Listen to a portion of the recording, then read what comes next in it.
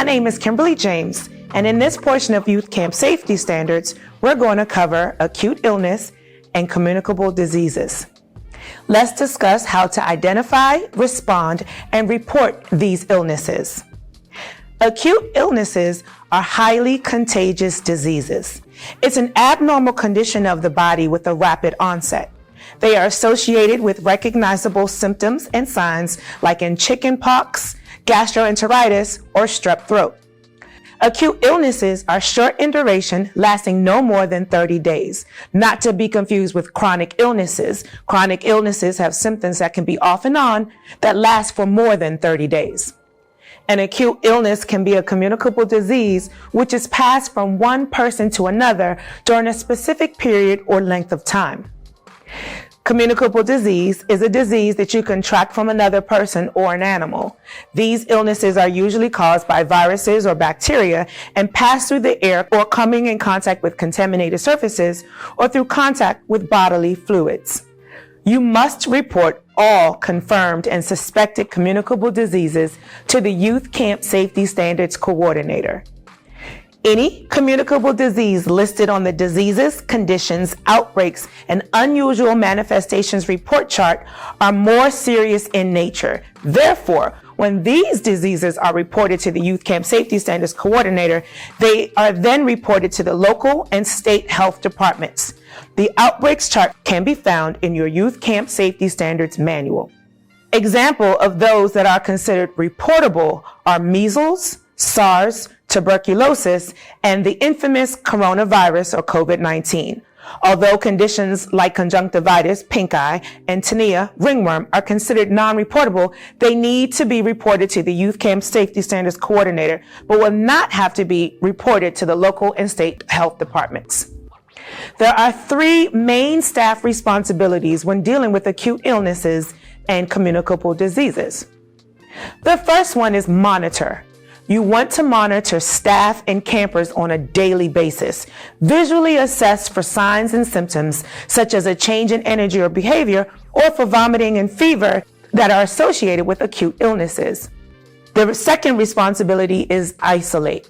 This means isolating the ill individual in the designated health treatment area. You also need to isolate any staff or participants listed on your participant staff volunteers without immunization shot list. Always remember to ensure supervision. The third responsibility is notify. So who do you notify? As program staff, you will need to notify first your supervisor, second the parent or guardian by completing both the notification to parent and guardian, injury, illness, incident report form, and the notification for communicable diseases form. Third, the Youth Camp Safety Standards Coordinator who will contact the health supervisor. When notifying, be sure to provide your site name, the camper or staff's name, and the suspected communicable disease.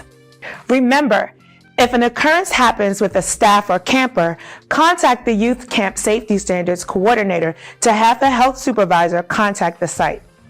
A health supervisor will either visit, conduct a virtual assessment, or will call the program site prior to the end of the program day. It is imperative to continue to care for and supervise the isolated ill individual and contact the parent or guardian for immediate pickup and explain the suspicion. You will also need to document the illness and all actions taken, including that you have contacted the parent or guardian, and place this in the health log. So, quick check. What are the three main staff responsibilities for acute illness and communicable disease? Think MIN. Monitor, isolate, notify. It is important that you follow up with the parent or guardian after the incident.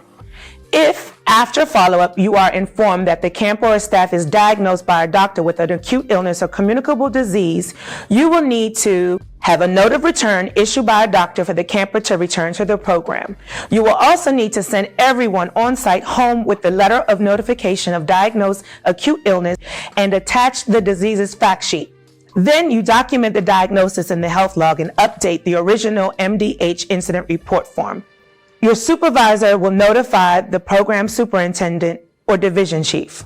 For a confirmed case of COVID-19, contact risk management with specific guidance on how to handle and report. Then document the diagnosis in the health log and update the original MDH incident report form. If your parent or guardian follow-up was unsuccessful, do not allow the camper to return to the program until they have a note of return from a doctor. This ends the acute illness and communicable diseases section. Does anyone have any questions?